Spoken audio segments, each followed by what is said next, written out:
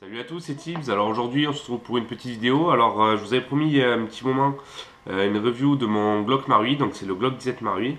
Donc, je vais vous le présenter en vidéo rapidement de ce que j'en pense, les points forts, les points faibles, les problèmes que j'ai pu rencontrer, l'entretien vite fait que je fais.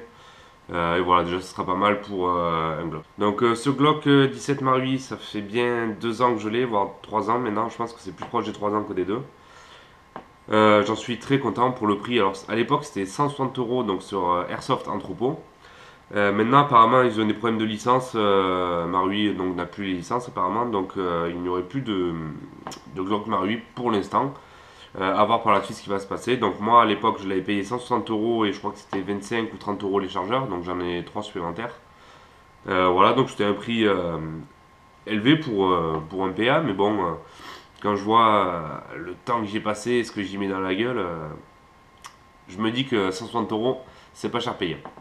Donc au niveau des modifs, alors à savoir d'origine, pour moi c'est le meilleur PA qui se vend sur le marché. Pour moi c'est le plus précis, le plus performant pour une basse puissance de 280 FPS, je crois, dans ces eaux-là, à peu près. Pour moi c'est le meilleur qu'il y a sur le marché. Après avec les upgrades, ben, ça c'est à voir avec le WE, ça se joue. Puis même les autres, hein, de toute façon c'est toujours pareil. Donc moi dessus mes upgrades, alors j'ai mis un joint Prometheus violet et donc j'ai installé il y a pas longtemps un Canon PDI 601 Raven. Donc à tester sur mes futures parties, à voir. Ouais, au bout de 2 ans et demi, 3 ans, ouais, je commence à changer de canon. Donc c'est pour vous dire à quel point j'en étais content. Voilà, ensuite qu'est-ce que j'ai changé? Ah oui, la culasse. Donc la culasse est en plastique comme tous les Marui. Le souci c'est que moi j'ai déjà cassé ma première culasse. Donc en fait j'avais cassé à ce niveau-là, au niveau des arêtes en fait. Ces deux arêtes-là, j'avais fissuré. Je pouvais jouer, mais bon, à mon avis, au bout de 5 tirs, la culasse elle partait en avant ou je leur prenais dans la gueule, à mon avis, au choix. Du coup, j'ai voulu commander la même en plastique, sauf qu'elle n'était plus en stock sur l'entrepôt, elle n'était pas du tout, même pas référencée, donc j'ai pas trop compris. Et je suis tombé sur cette culasse alu, donc je crois que c'est Guarder qui dit ça, ouais, je crois que c'est Guarder. Et malheureusement, j'ai fait 2 parties avec, c'était pas possible. J'avais une perte de puissance, de précision. Déjà, c'était. La culasse est tellement lente, je pouvais pas tirer comme il faut, c'était pas possible. Donc, j'ai eu un peu de chance, je suis retourné sur l'entrepôt vérifier un dernier coup. Et en fait, ils avaient remis en stock des culasses plastique. Du coup, j'ai pu commander, j'ai directement arraché ça là. Et ça là, ouais, ça fait 2 ans que je l'ai. Alors, comme gaz, j'utilise le Swiss Arm, donc c'est le basse puissance. Donc, c'était l'APS 3, il me semble. Donc, c'était le plus bas qu'il y avait. Euh, Ça tire à 280 FPS, ça touche les 40-45 mètres. Moi, je ne demande pas plus pour un PA, c'est vraiment énorme. 25 mètres, 30 mètres en touche un torse, ce qui est logique, mais on est vraiment précis, ce que je veux dire quoi. On est vraiment précis avec celui-là. Donc voilà. Ensuite, j'ai acheté donc une lampe, c'est une reproduction des Streamlight TLR1. Oula. Streamlight TLR1. On va y arriver les gars, on va y arriver. Donc tout simplement, vous mettez votre doigt comme ceci. Vous baissez, la lampe reste activée. Hop. Vous la remontez. Donc là, sécurité. Et si vous la montez et que vous lâchez le doigt, vous voyez, voilà, vous avez la lampe qui clignote. Enfin, ça avec vos doigts, hein, mais voilà. Et vous avez la même chose, version gaucher. Vous appuyez, toc. Voilà, vous avez la même chose.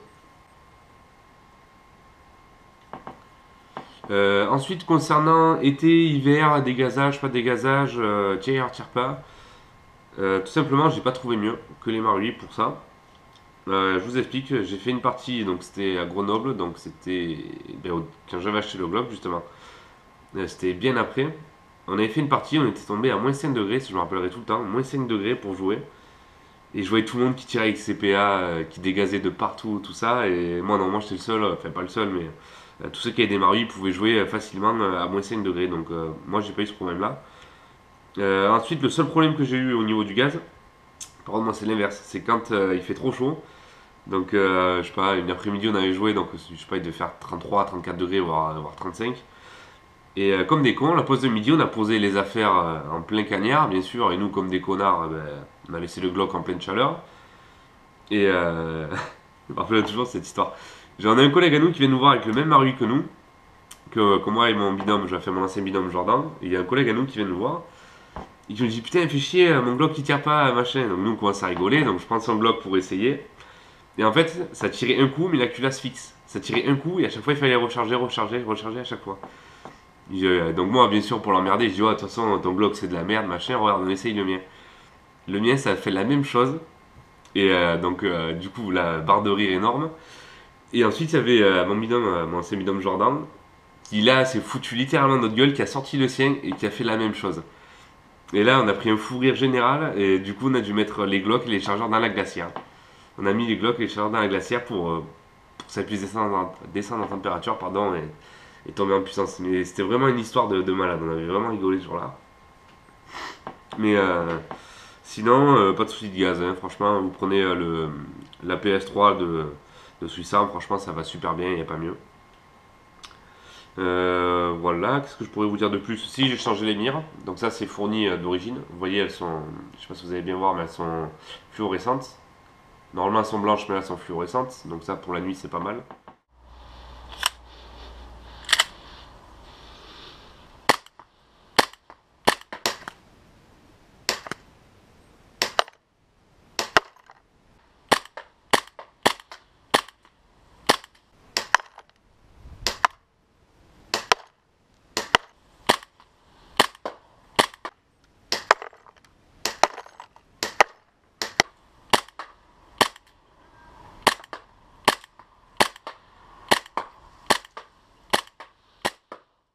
Bref, on arrive à la fin de la vidéo, donc j'espère que ce petit moment avec moi vous a fait plaisir, que vous avez appris 2-3 petites choses sur les Glock Marui pour ceux qui ne connaissent pas et ceux qui sont un peu réticents des Marui.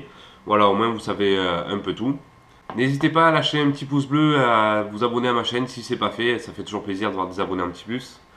Et voilà, de partager mes vidéos au cas où si vous avez vraiment aimé, ou si vous avez des collègues qui parlent sur Marui en disant du mal ou autre. Voilà, en leur disant que c'est plein de points positifs, des côtés négatifs par rapport aux licences, tout ça, mais voilà. Bref, sur ce, j'espère que vous avez passé un bon moment avec moi et les gars. Moi je vous dis à la prochaine. Ciao les gars.